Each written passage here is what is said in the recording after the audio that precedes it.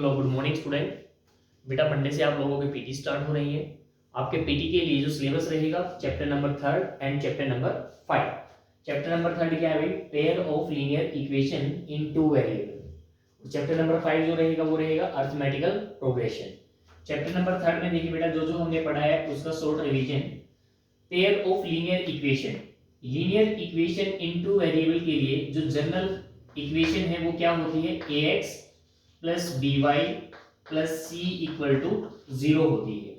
अगर हमारे पास पेयर है तो ये जो इक्वेशन है 2 टाइम बनने वाली है।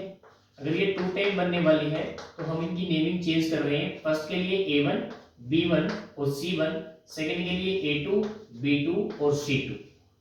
फिर जब भी हम किसी भी लीनियर इक्वेशन को ग्राफ पर रिप्रेजेंट करते हैं तो कोई भी लीनियर इक्वेशन को जब ग्राफ पर रिप्रेजेंट करते हैं तो उसकी हमेशा क्या बनती है? एक स्ट्रेट लाइन बनता है। उसका ग्राफ कैसा बनता है? स्ट्रेट लाइन का। तो ये जो दो लाइनें हैं, इन दोनों लाइनों को अगर हम सेम ग्राफ पर बनाएं तो यहाँ पर 3 कंडीशन अराइज होती है। पहली कंडीशन क्या अराइज होती है? पहली कंडीशन अराइज होती है कि ये दोनों की दोनों लाइनें कैसी होंगी? इंटरसेक्ट होंगी। कैसी लाइनें होंगी? इंटरसेक्टिंग लाइनें होंगी। दोनों की दोनों लाइनें कैसी होंगी? इंटरसेक्टिंग लाइनें होंगी। सेकंड जो कंडीशन अराइज होती है वो क्या होती है? Coincident line. क्या होंगी? कोइंसिडेंट। कोइंसिडेंट मींस एक लाइन के ऊपर ही दूसरी लाइन क्या हो जाएगी? एग्जिस्ट हो जाएगी, उसको हम बोलते हैं कोइंसिडेंट लाइन। और थर्ड क्या जो रहेगी कंडीशन वो रहेगी पैरेलल लाइन। थर्ड कंडीशन क्या रहेगी? Parallel line. जब भी हम इनको ग्राफ पर प्लॉट करेंगे, प्लॉट करने के बाद इन तीनों कंडीशंस में से हमारे पास आएंगी। अगर लाइनें इंटरसेक्ट करेंगी तो उनके पास क्या होगा? उनके पास वन सॉल्यूशन होगा। क्या सॉल्यूशन होगा भाई? वन सॉल्यूशन होगा। अगर वो कोइंसिडेंट करेंगी तो उनके पास क्या होंगे? मैनी सॉल्यूशन होंगे, इनफाइनाइट मैनी सॉल्यूशन होंगे। ठीक है भाई। अगर वो पैरेलल लाइन होंगी, पैरेलल लाइन होंगी तो वहां पर कोई भी सॉल्यूशन नहीं होगा, तो उसके लिए हम क्या बोलेंगे? No solution. गेट इट भाई? ऐसा तो हम ग्राफ पर प्लॉट करने के बाद ही बता सकते हैं। बिना ग्राफ पर प्लॉट करे भी हम इनको बता सकते हैं कि किस टाइप से ये हमारे वन सॉल्यूशन देंगी या इनफाइनाइट मैनी सॉल्यूशन देंगी या नो सॉल्यूशन देंगी। जब भी हमारे पास किसी भी लीनियर इक्वेशंस का वन सॉल्यूशन आए या इनफाइनाइट मैनी सॉल्यूशन आए, उनको बोलेंगे कंसिस्टेंट सिस्टम। ठीक है भाई? और इसको बोलेंगे इनकंसिस्टेंट सिस्टम। ठीक है भाई? उसके बाद अगर हमें डायरेक्ट बताना है बिना प्लॉट करे हुए तो हमें क्या करना होगा? a1 by a2, b1 by b2 और c1 by c2 का रेशो निकालना होगा। इनकी रेशो की भी 3 कंडीशन बनती हैं। फर्स्ट कंडीशन क्या बनती है? a1 by a2 equal to b1 by b2 ना आए। और सेकंड कंडीशन जो है वो क्या बनती है? a1 by a2 equal to b1 by b2 आ जाए। Equal to b1 by b2 आने के बाद equal to c1 by c2 भी आ जाए। थर्ड जो कंडीशन बनती है वो क्या बनती है? a1 by a2 equal to b1 by b2 आ जाए, not equal to c1 by c2 आ जाए। जब आपके पास a1 by a2 b1 by b2 के इक्वल ना आए तो वो आपके पास क्या होंगी? इंटरसेक्टिंग लाइनें होंगी। कैसी लाइनें होंगी भाई? फर्स्ट कंडीशन वाली लाइनें होंगी। और उसका क्या होगा? उसका वन सॉल्यूशन होगा। सेकंड कंडीशन में अगर a1 by a2 equal to b1 by b2 equal to c1 by c2 आ जाए तो वो लाइनें कैसी होंगी? कोइंसिडेंट लाइनें होंगी। कोइंसिडेंट लाइनें के बाद उसके बाद अपने पास कैसे सॉल्यूशन होंगे? इनफाइनाइट मैनी सॉल्यूशन होंगे। कैसे सॉल्यूशन होंगे भाई? इनफाइनाइट मैनी सॉल्यूशन होंगे। अगर आपके पास ये वाली कंडीशन आ जाए तो इस वाली कंडीशन में आपके पास क्या होगा? इस वाली कंडीशन में आपके पास नो सॉल्यूशन होगा और पैरेलल लाइन होगी। कैसी लाइनें होंगी भाई? पैरेलल लाइनें होंगी। बिना ग्राफ पर प्लॉट करे भी हम डायरेक्टली इनके रेशो से बता सकते हैं कि जो ये लाइनें हैं वो कैसा बिहेव करेंगी। गेट इट भाई?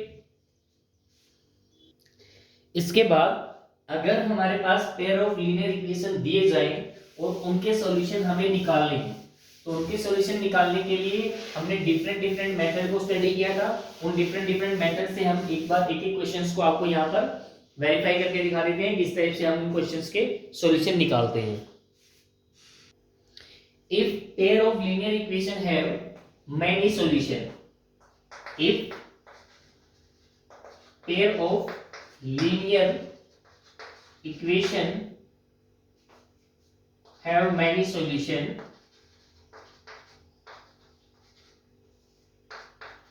then we can find out by graphical method only.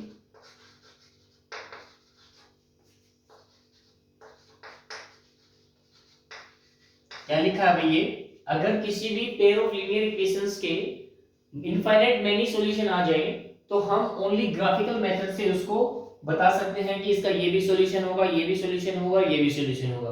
बाकी और किसी मेथड से हम इनफाइनाइट मेनी सॉल्यूशन को सॉल्व नहीं कर सकते हैं। अगर किसी भी पेयर ऑफ लीनियर इक्वेशन का वन सॉल्यूशन है,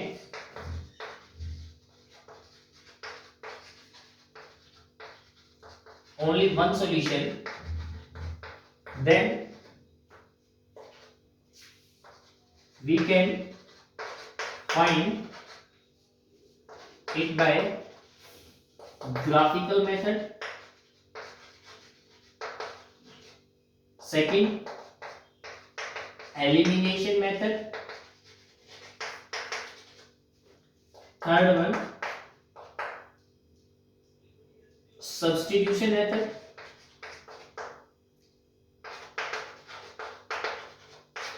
Fourth,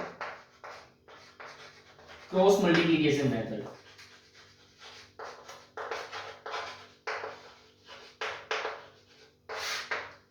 देखिए, अगर हमारे पास किसी भी लीनियर इक्वेशंस का ओनली वन सॉल्यूशन होगा तो हम उसको ग्राफिकल मेथड से भी सोल्व कर सकते हैं, एलिमिनेशन मेथड से भी सोल्व कर सकते हैं, सब्स्टिट्यूशन मेथड से भी सोल्व कर सकते हैं, और उसको हम क्रॉस मल्टीप्लिकेशन मेथड से भी सोल्व कर सकते हैं।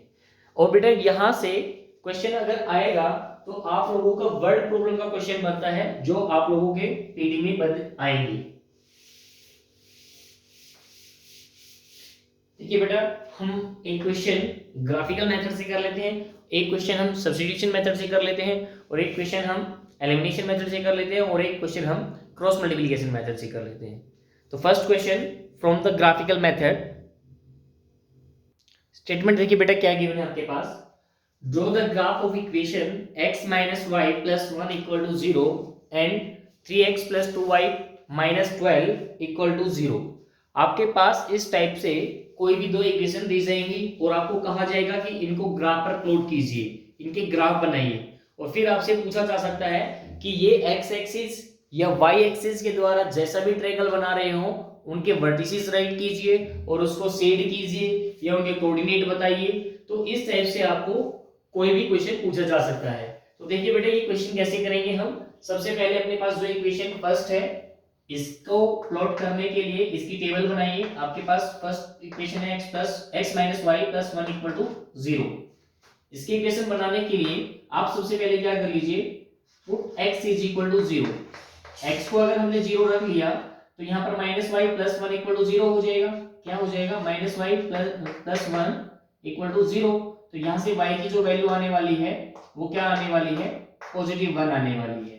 अगर हम यहाँ पर y की वैल्यू को 0 पुट कर लें तो यहाँ पर x प्लस 1 इक्वल टू 0 बनने वाला है और x की वैल्यू क्या आ जाएगी, -1। तो इस टाइप से इसकी जो टेबल बनेगी वो टेबल क्या बनेगी, एक्स वाई में x की वैल्यू 0 थी तो y की वैल्यू पॉजिटिव 1 आया था, और y की वैल्यू अगर 0 है तो x की वैल्यू कितनी आई है, -1 आई है। सिमिलरली हम क्या कर लेंगे, सेकंड इक्वेशन को सोल्व कर लेंगे। 3x plus 2y minus 12 equal to 0 है, इक्वल से उधर ले जाने के बाद पॉजिटिव 12 हो जाएगा। सिमिलरली हम क्या कर ले, एक बार x की वैल्यू को 0 पुट कर ले, x की वैल्यू को 0 पुट करने के बाद ये सारा 0 हो जाएगा, 2y इज इक्वल टू 12 हो जाएगा, और y की वैल्यू क्या आ जाएगी आपके पास, 6 आ जाएगी, 2 6 12। उसके बाद फिर नेक्स्ट स्टेप में क्या करेंगे, put y is equal to 0, y को 0 पुट करने के बाद 3x इज इक्वल टू 12 हो जाएगा, x की वैल्यू कितनी आ जाएगी, 12/3, दैट मींस 4। तो यहाँ से जो टेबल बनने वाली है वो क्या बनने वाली है, x और y में x की वैल्यू 0 तो y की वैल्यू 6, y की वैल्यू 0 तो x की वैल्यू 4। फिर आपको क्या करना है, इनको ग्राफ पर प्लॉट करना है। ग्राफ कैसे बनेगा, एक वर्टिकल एक्सिस, एक हॉरिजॉन्टल एक्सिस आपके पास इस टाइप से होती है, यहाँ पर ओरिजिन O होता है और यहाँ पर क्या होता है x डैश, यहाँ पर x, यहाँ पर y, यहाँ पर नीचे y डैश। तो इसके बाद देखिए यहाँ पर x की वैल्यू 0, y की वैल्यू 1, हम प्लॉट कर लेते हैं। x की मैक्सिमम वैल्यू 4 तक है, x की पॉजिटिव 1 2 3 4 5, हमने x की 5 वैल्यू प्लॉट कर ली।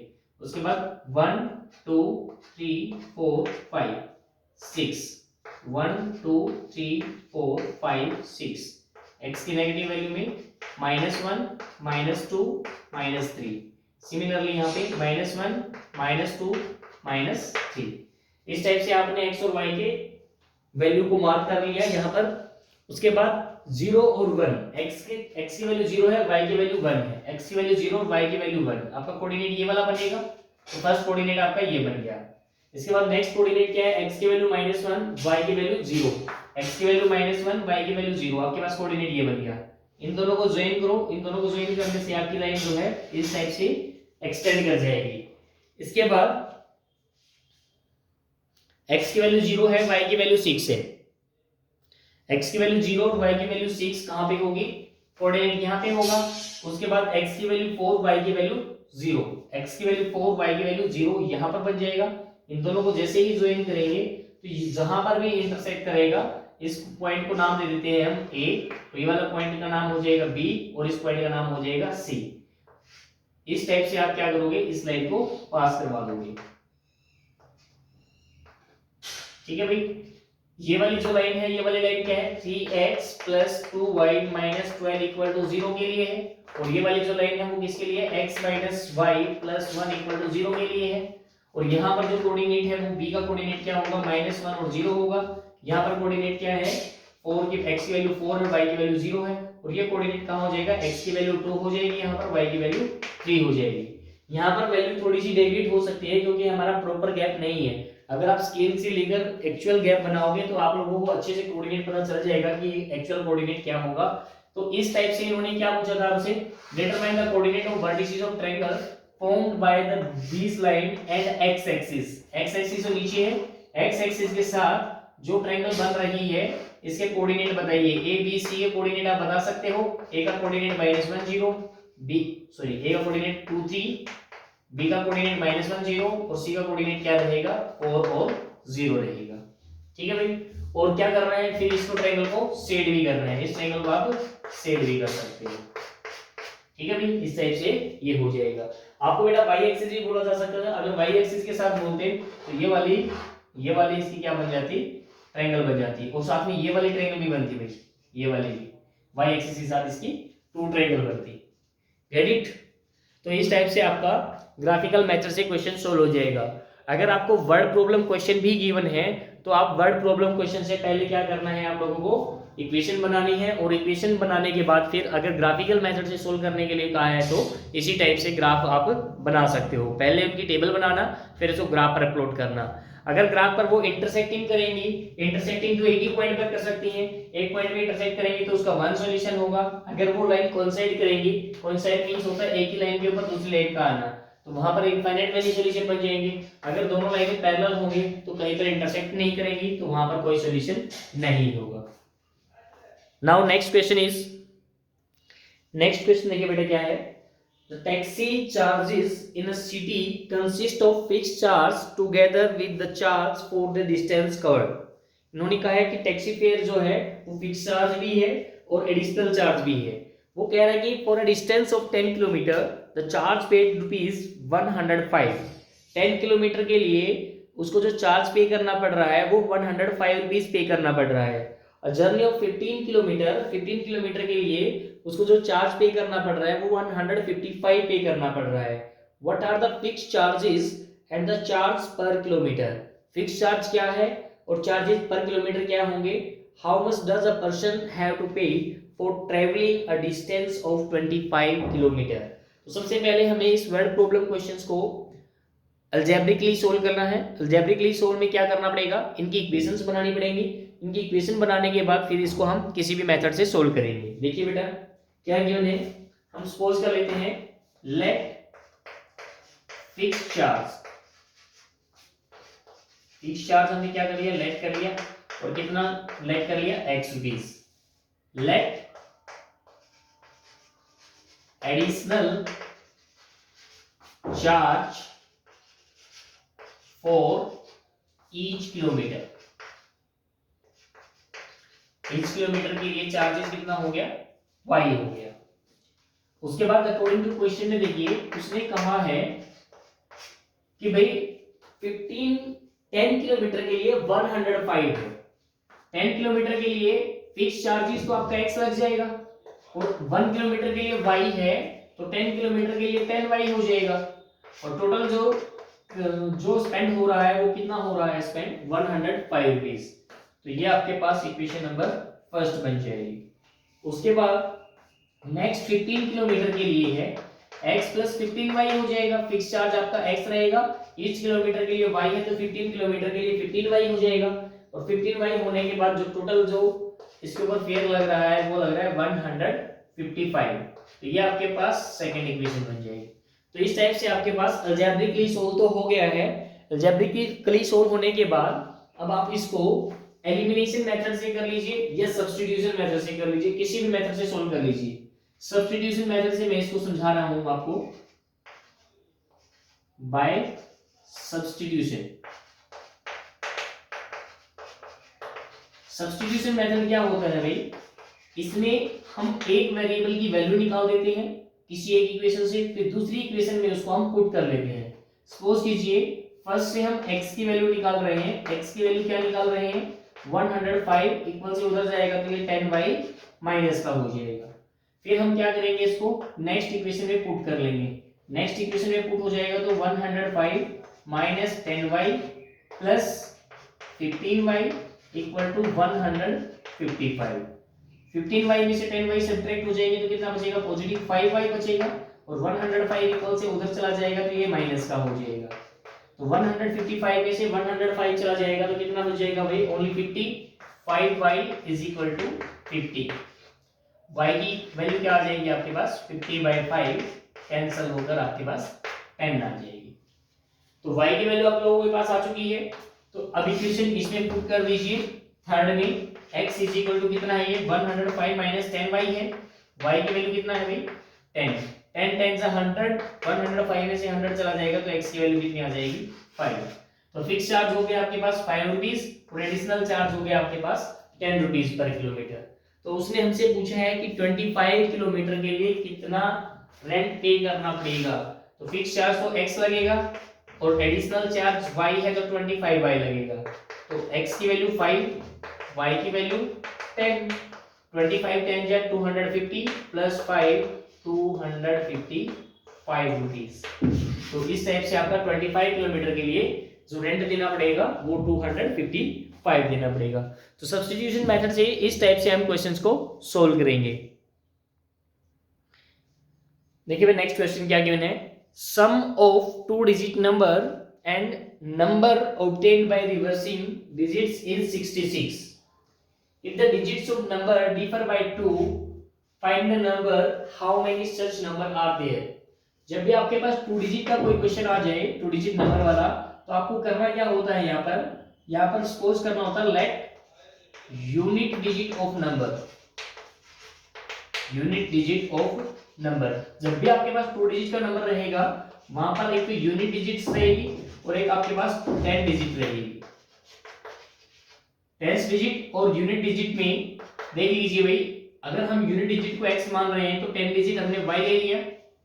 इसके बाद नंबर क्या बनेगा, then original number. Original number क्या बनेगा अपने पास, ओरिजिनल नंबर बनेगा अपने पास 10th नंबर को 10 से मल्टीप्लाई कर लीजिए, और 1st नंबर को आप क्या करें 1 से मल्टीप्लाई कर लीजिए और उनको ऐड कर लीजिए। अगर इफ डिजिट्स इंटरचेंज या रिवर्सिंग देन न्यू नंबर क्या बनेगा, ये वाली डिजिट यहाँ पे आ जाएगी और ये वाली डिजिट यहाँ पे चली जाएगी, तो नंबर अपने पास बन जाएगा 10x प्लस y। तो इसमें अब कंडीशन में हमें क्या दिया हुआ है, देखो जब भी 2 डिजिट नंबर होगा ये 4 लाइन तो हमें राइट करनी पड़ेगी हमेशा। उसके बाद कंडीशंस पर चलते हैं। कंडीशन क्या कहा है इन्होंने, सम ऑफ 2 डिजिट नंबर ये वाला प्लस रिवर्सिंग नंबर ये वाला, इन दोनों का ऐड कितना है 66 है। अगर इन दोनों का ऐड 66 है तो यहाँ पर 11x plus 11y is equal to 66 हो गया। 11 से कंप्लीट को डिवाइड करने के बाद आपके पास इक्वेशन नंबर 1 बन गया x plus y is equal to 6।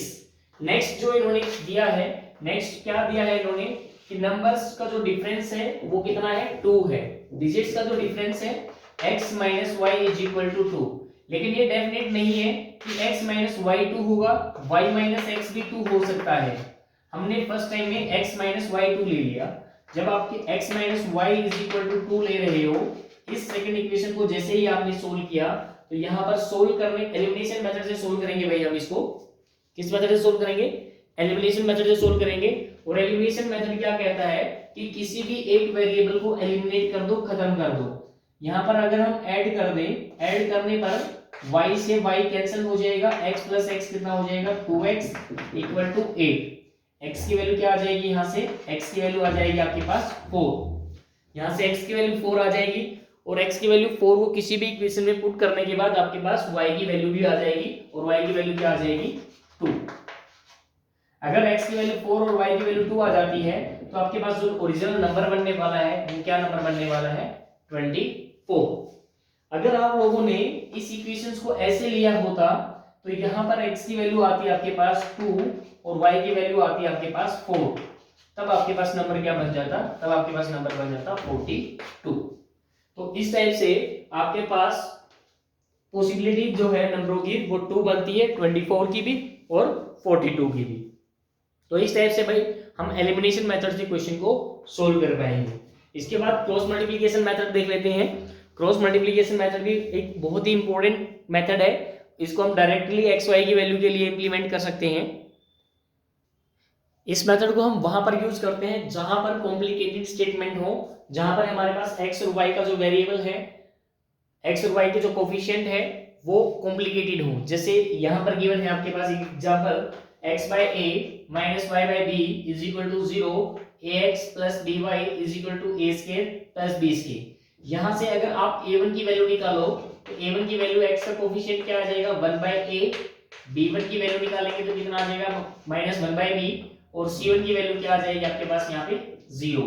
a2 की वैल्यू यहाँ से क्या आ जाएगी पॉजिटिव a, और b2 की वैल्यू क्या आ जाएगी यहाँ पर पॉजिटिव b, एंड c2 की वैल्यू क्या आ जाएगी minus a square plus b square. तो देखिए यहाँ से अगर हमने x और y की वैल्यू निकाल लिया तो हम डायरेक्टली ये वाला फॉर्मूला यूज कर सकते हैं b1 c2, इसकी मल्टीप्लाई कर लीजिए। इसकी मल्टीप्लाई कर लेते हैं तो क्या हो जाएगा माइनस माइनस प्लस हो जाएगा, और ये आपके पास बन जाएगा a square plus b square by में b, फिर माइनस b2 c1 की मल्टीप्लाई करेंगे, 0 के साथ इसकी मल्टीप्लाई करेंगे तो 0 हो जाएगा, डिवाइड बाय a1 b2 इन दोनों की मल्टीप्लाई कर लेते हैं। इन दोनों की मल्टीप्लाई करने के बाद आपके पास क्या हो जाएगा b बाय a, और फिर क्या आ जाएगा बीच में आ जाएगा माइनस, और फिर इसकी इसके साथ मल्टीप्लाई हो जाएगी माइनस a बाय में b, माइनस माइनस क्या हो जाएगा प्लस हो जाएगा। अब इसको सोल्व कर लीजिए, आपके पास ऊपर क्या है न्यूमरेटर पार्ट में a square by b square plus b square by में b, नीचे क्या हो जाएगा अगर हम एलसीएम ले लेते हैं, एलसीएम आ जाएगा ab, a से इसको डिवाइड करेंगे b आ जाएगा, b की b से मल्टीप्लाई करेंगे b स्क्वायर, b को इससे डिवाइड करेंगे a की a से मल्टीप्लाई करेंगे a स्क्वायर। इसको आगे हम अगर डिनोमिनेटर के डिनोमिनेटर में कुछ भी है तो नीचे वाला रेसिप्रोकल हो जाएगा, रेसिप्रोकल होने के बाद इस टाइप से हो जाएगा, ये से ये कैंसिल हो जाएगा भाई, a square plus b square ये वाली चीज है, a square plus b square ये वाली चीज है, b से b कैंसिल हो जाएगा और आपके पास a बच जाएगा। तो इस टाइप से आपके x की जो वैल्यू आ जाएगी वो डायरेक्टली क्या आ जाएगी a आ जाएगी। तो इस टाइप के क्वेश्चनों को हमने इस क्रॉस मल्टीप्लिकेशन मेथड से सोल्व करना है। सिमिलरली आपने y का फॉर्मूला लगा लेना है, y का फॉर्मूला लगाने के बाद आपको y की वैल्यू मिल जाएगी। रेडी भाई? तो इस टाइप से आप क्रॉस मल्टीप्लिकेशन मेथड से भी क्वेश्चंस को सोल्व कर सकते हैं। उसके बाद भाई चैप्टर नंबर 3 से हमारे कुछ और इंपॉर्टेंट क्वेश्चंस रह गए हैं, उसको आप सेल्फ स्टडी कर लेना भाई। लाइक दैट स्ट्रीम वाले क्वेश्चन रह गए हैं, स्ट्रीम के साथ साथ हमारे स्पीड वाले रह गए हैं, स्पीड डिस्टेंस टाइम वाले भी रह गए हैं, तो उनको आप सेल्फ ट्राई कर लेना बेटा। अदरवाइज आप वीडियोस में जाकर हमने 1 बाय 1 एक्सरसाइज में जब डिस्कस किए थे ये वाले क्वेश्चंस, ऑप्शनल एक्सरसाइज जब हमने आप लोगों को करवाई थी, तो वहां पे इन सभी टाइप के क्वेश्चनों को हमने डिस्कस किया था। अब वहां से भी इन क्वेश्चंस की दोबारा प्रैक्टिस कर सकते हैं। Now start from the 5th chapter. What is the 5th chapter? Arithmetical progression, AP, short form में हम इसको क्या बोलते हैं? एपी, या फिर कंपटीशन बुक्स में इसका नाम मिलता है आप लोगों को सीक्वेंस एंड सीरीज। तो एपी में इसमें हमारे पास क्वेश्चन क्या रहेगा? आपके पास जो जनरल इक्वेशंस, जनरल जो अपने पास सीक्वेंस रहेगी वो क्या रहेगी? a plus b, a plus 2b, a plus 3d and so on. और nth टर्म आपके पास क्या रहेगी? a plus n minus 1d। ठीक है भाई, इस टाइप से आपके पास टर्म रहेगी। तो ये जो फर्स्ट होती है इसको हम फर्स्ट टर्म बोलते हैं a को, और जो इसमें कुछ एडिशनल हो जाता है फर्स्ट टर्म में, इसको d को हम बोलते हैं कॉमन डिफरेंस। क्या बोलते हैं इसको हम? Common difference. और ये निकलता कैसे है? एक्चुअल में ये अपने पास a1, ये अपने पास a2, ये अपने पास a3 एंड सो ऑन। ये लास्ट में जो अपने पास होती है ये nth टर्म होती है। तो a1 अपने पास क्या होता है? a होता है, और d अपने पास क्या होता है? Common difference. कैसे निकलता है ये? a2 माइनस a1 से निकलता है। a2 में से a1 सब्ट्रैक्ट करेंगे तो जब अपने पास क्या निकलेगा? d निकलेगा। अगर हम nth करें, इसको क्या बोलते हैं? nth टर्म बोलते हैं। क्या बोलते हैं भाई? nth term. और इसका फॉर्मूला क्या होता है? इसका फॉर्मूला होता है a plus n minus 1d। a क्या होता है? फर्स्ट टर्म, d क्या होता है? कॉमन डिफरेंस, और n क्या होता है? n होता है नंबर ऑफ टर्म। तो जब भी किसी सीक्वेंस को हमने एपी में चेकआउट करना है कि क्या वो एपी में है या नहीं है, तो हम क्या करेंगे? उनका कंसेक्यूटिव डिफरेंस चेकआउट करेंगे। इन दोनों का डिफरेंस चेकआउट करेंगे, इन दोनों का डिफरेंस चेकआउट करेंगे, इन दोनों का डिफरेंस चेकआउट करेंगे। जितने भी सीक्वेंस हमें गिवन है उनका डिफरेंस चेकआउट कर लेंगे। डिफरेंस कंटीन्यूअस डिफरेंस चेकआउट करने के बाद अगर डिफरेंस सेम आता है तो हम कहेंगे कि ये जो सीक्वेंस है वो क्या है? एपी में है। अगर डिफरेंस सेम नहीं आता है तो हम कहेंगे कि वो एपी में नहीं है। तो 5.1 एक्सरसाइज में बेटा आपसे इसी टाइप से क्वेश्चन पूछे जाएंगे कि आपको सीक्वेंस दी जाएगी और सीक्वेंस में से आपसे पूछा जाएगा कि इसका फर्स्ट टर्म क्या है, इसका कॉमन डिफरेंस क्या है, ये एपी में है या नहीं है, या फिर आपसे कुछ और क्वेश्चन भी पूछे जाएंगे। अगर सीक्वेंस में 4 टर्म आपको दे दिए जाएं तो उसके बाद आपसे पूछा जा सकता है 5th टर्म, 6th टर्म और 7th टर्म, इसके अपकमिंग टर्म्स क्या होंगे। तो वो सभी हम इस टाइप से निकालेंगे। एक क्वेश्चन हम अभी डिस्कस कर लेते हैं। आपके पास सीक्वेंस गिवन है -10, -6, -2, +2।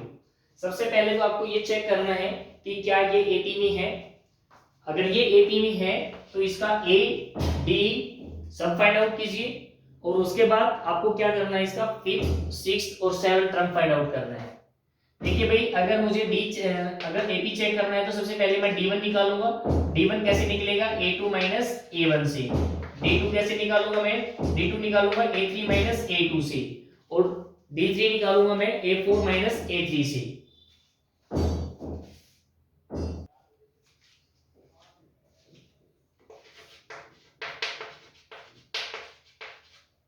a2 माइनस a1 -6 में से माइनस ऑफ -10 करेंगे हम, माइनस माइनस प्लस हो जाएगा, -6 + 10 दैट इज +4।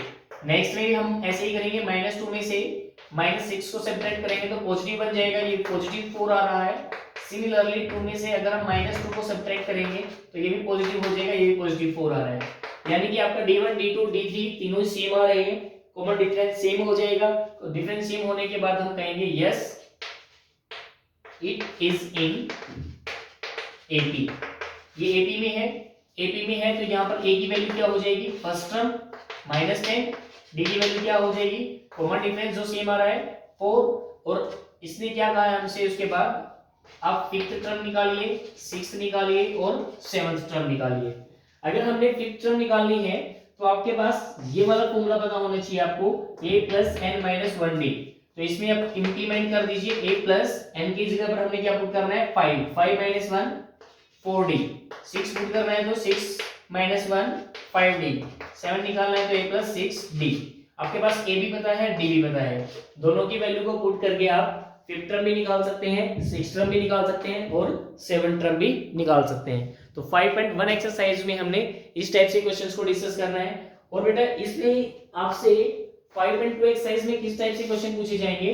5.2 में आपसे आपके पास देखिए, अगर ये फॉर्मूला है, इस फॉर्मूले में आपके पास कितनी अननोन टर्म्स हैं? a n और d, 4 अननोन टर्म्स हैं। 4 में से ये कोई भी 3 आपको दे देगा और रिमेनिंग 4 की आपसे क्या पूछ लेगा कि वैल्यू पूछ लेगा कि इसका क्या आंसर आने वाला है। तो 5.2 एक्सरसाइज में इस टाइप से क्वेश्चन पूछ रहा है, या फिर हमसे क्या कहेगा, वो कोई दो रिलेशन आपको दे देगा, दो रिलेशन देने के बाद आपसे 2 इक्वेशन से बात करेगा वो, जैसे हमने लीनियर इक्वेशन इन 2 वेरिएबल पढ़ा है 3rd चैप्टर में, उस टाइप से 2 इक्वेशन बनेगी और वहां से आप 2 अननोन वेरिएबल्स की वैल्यू निकाल सकते हो। जब भी आपके पास 1 थिंग अननोन होगी तो आपके पास एक ही रिलेशन मिलेगा, एक ही रिलेशन से आप निकाल सकते हो। जब आपके पास 2 अननोन थिंग्स होंगी तो वो आपको 2 रिलेशन देगा और 2 रिलेशन से आपके पास क्या बनेगी? 2 लीनियर इक्वेशन बनेगी और 2 लीनियर इक्वेशंस को सोल्व करके आप उन 2 अननोन वेरिएबल की वैल्यू निकाल सकते हो। अगर आपने कंप्लीट एक्सरसाइज को डिस्कस करना है, पढ़ना है, तो वो आप जो भी पर्टिकुलर डे पर आप लोगों को वीडियो भेजी गई थी, आप उसे चेकआउट कर लेना, उसे पढ़ लेना, उसको देख लेना। इसके बाद जो नेक्स्ट टॉपिक रहता है आपका सम ऑफ 80 टर्म। सम ऑफ 80 कैसे, क्या फॉर्मूला होता है उसका फॉर्मूला हमने लाइव क्लास में भी डिस्कस किया था, वीडियो में भी आप लोगों को लास्ट टाइम भेजा था। तो उसका फॉर्मूला होता है, उसको हम Sn से रिप्रेजेंट करते हैं, सम ऑफ n टर्म्स। उसका फॉर्मूला होता है n/2 2a प्लस n-1d। जब भी आपके पास कोई सीक्वेंस गिवन हो, वो 80 में हो, तो आपके पास a की वैल्यू भी निकल जाएगी, b की वैल्यू भी निकल जाएगी, और फिर उसको जिस भी टर्म तक का ऐड चाहिए, सम चाहिए, तो वो बताएगा हमें n की वैल्यू, और फिर हम ये वाला फॉर्मूला इंप्लीमेंट करके सम ऑफ n टर्म्स निकाल सकते हैं। यहाँ पर भी क्या कर सकता है वो, पिछले क्वेश्चन की तरह खेल सकता है कि आपके पास Sn की वैल्यू दे दी जाए, n की वैल्यू दे दी जाए, a की वैल्यू दे दी जाए, तो आपको क्या क्या निकालनी पड़ सकती है? वहां पर d की वैल्यू निकाल सकती है। तो इस टाइप से आपसे वो डिफरेंट टाइप के क्वेश्चन पूछ सकता है, डिफरेंट वैल्यूज देकर। और यहां से एक और इंपॉर्टेंट क्वेश्चन बनता है, एक इंपॉर्टेंट क्वेश्चन ये बनता है कि आपको क्या कर देगा, वो कोई भी सीक्वेंस दे देगा और उस सीक्वेंस में आपसे पूछेगा कि find out it's first negative term, या फिर आपको कह देगा कि वो find the number of which term is it's first negative term, इसकी कौन से वाली टर्म जो है वो फर्स्ट नेगेटिव टर्म रहेगी। उस केस के लिए आपको क्या करना है, an को 0 ले लेना है, an को 0 लेकर आप क्या कर लेना, n की वैल्यू फाइंड आउट कर लेना। n की वैल्यू फाइंड आउट होने के बाद आपको इजीली पता चल जाएगा कि कौन से वाली टर्म जो है वो इसकी नेगेटिव बनने वाली है। अगर आपको ये पता चल गया कि कौन से वाली टर्म बनने वाली है, तो फिर वो वैल्यू पुट करके आप an की परफेक्ट वैल्यू निकाल लेना और उसकी फर्स्ट नेगेटिव टर्म भी फाइंड आउट कर सकते हो। एक बेटा ये 5.3 का 10th क्वेश्चन देखना। 10th क्वेश्चन में क्या गिवन है आपको गिवन है an is equal to something, यानी कि आपको क्या गिवन है, an की वैल्यू गिवन है। अगर आपके पास an की वैल्यू गिवन है, सपोज कीजिए ये वाला क्वेश्चन है 9 - 5n वाला, इसमें आपको फाइंड आउट क्या करना है, find the sum of first 15 term, आपको ये फाइंड आउट करना है। एस 15 टर्म्स का सम तभी फाइंड आउट कर सकते हैं हम जब हमारे पास a की वैल्यू हो, d की वैल्यू हो, n की वैल्यू तो इन्होंने 15 हमें दे ही दी, तो उसको फाइंड आउट करने के लिए इन्होंने हमें एक रिलेशन दे रखा है an is equal to 9 - 5n। इसका मीनिंग क्या है कि अगर मैं n की वैल्यू 1 पुट करूं तो आपके पास 9 - 5 × 1 यानी कि 9 - 5 4 आ जाएगा, यानी फर्स्ट टर्म आपके पास क्या आ गई है, 4 आ गई है। सिमिलरली हम n की वैल्यू 2 पुट कर लेंगे तो a2 आ जाएगा आपके पास 9 - 10 दैट मींस -1। तो इस टाइप से आपके पास a की वैल्यू आ चुकी है 4, d की वैल्यू निकालने के लिए आप क्या करेंगे, a2 - a1 -1 - 4 दैट मींस -5। आपके पास d की वैल्यू भी आ जाएगी, a की वैल्यू आ गई है, d की वैल्यू आ गई है और n की वैल्यू आपके पास 15 पहले से पता है। तो क्या अब आप s15 की वैल्यू निकाल सकते हो, इजीली निकाल सकते हैं। हम किस फॉर्मूले से निकाल सकते हैं, n/2 × 2a + n-1d, इस फॉर्मूले से हम इजीली s15 की वैल्यू फाइंड आउट कर सकते हैं। तो जब भी आपके पास ए दिया हुआ हो, n की वैल्यू 1 पुट करके फर्स्ट टर्म निकाल देना, 2 पुट करके सेकंड टर्म निकाल लेना, और उन दोनों को सब्ट्रैक्ट करके आपके पास d आ जाएगा, और d आने के बाद जो भी आपसे पूछा गया हो आप वही चीज निकाल सकते हैं। उसके बाद 11th क्वेश्चन भी देखिए बेटा। 11th क्वेश्चन में इन्होंने हमें क्या दे रखा है, sum of first n term. इन्होंने अब की बार हमें an ना देकर sn ही दे दिया। अगर sn दे दिया तो n की वैल्यू अगर हम 1 पुट कर दें तो यहाँ पर s1 कितना हो जाएगा, 4 माइनस 1 का स्क्वायर 1, दैट मींस 3। s1 की वैल्यू कितनी आ गई, 3। s1 का मीनिंग क्या होगा, sum of one term. Sum of one term means first term. First term means ये आपके पास डायरेक्टली a आ चुका है, a की वैल्यू आ गई आपके पास 3। अगर हम n की वैल्यू को 2 पुट कर रहे हैं तो आपके पास s2 आ जाएगा। s2 क्या हो जाएगा, 4 2 जा 8, 2 का स्क्वायर 4, 8 माइनस 4 4, क्या आ जाएगा s2 4। s2 का क्या मीनिंग है, s2 का मीनिंग है कि sum of two term. Two term means first term and second term, इन दोनों का ऐड आपके पास 4 है। फर्स्ट टर्म कितना गिवन है आपके पास 3, तो इस टाइप से आपके पास सेकंड टर्म की वैल्यू आ जाएगी 4 माइनस 3, दैट मींस 1। आपके पास फर्स्ट टर्म आ गया 3, सेकंड टर्म आ गया 1, यहां से आप d की वैल्यू निकाल सकते हैं। उसके बाद हमसे ये जो भी क्वेश्चन पूछेगा हम उसी क्वेश्चन की वैल्यू निकाल सकते हैं। तो इस टाइप से बेटा आप लोगों का 5th चैप्टर का भी रिवाइज हो गया है, 3rd और 5th दोनों अच्छे से रिवाइज करवा दिए हैं बेटा। इसको अच्छे से रिवाइज करने के बाद आपका जो मंडे को पीटी होने वाला है सभी के अच्छे मार्क्स आने चाहिए। सभी स्टूडेंट्स के लिए all the best. Thank you student, have a nice day.